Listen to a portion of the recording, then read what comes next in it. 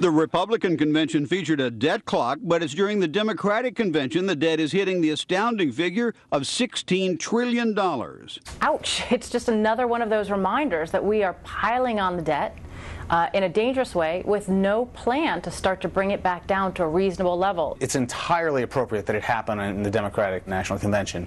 5.4 trillion of the $16 trillion in federal debt have happened in the past 4 years. The $16 trillion debt is being piled on future taxpayers whose current share of the debt is now $189,000 per household and growing. Here's the bottom line. We want to spend a lot of money.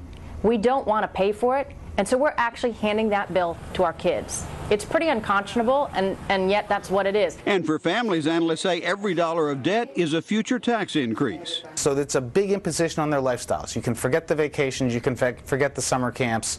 You know, life is going to be harder. In fact, in about 2 months, more debt will have been added under President Obama than was piled up under every other president through Bill Clinton. The Obama campaign argues he plans to bring the deficit down, in part by raising taxes on those making over $250,000 a year. What's necessary is to stabilize the debt and then work from there. You can't balance the budget in the short term, because to do that would be to ratchet down the economy. The Congressional Budget Office, however, found President Obama's 2013 budget would add $6.4 trillion more in new deficits over the next 10 years, which works out to about $54,000 more per household. We have got to stop spending money we just don't have.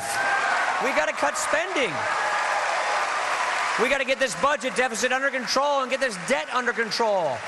Maya McGinnis notes we're paying almost $500 billion a year in interest, and that's with rates near zero. If they went up only 1%, it would add $1.3 trillion to interest payments over a decade.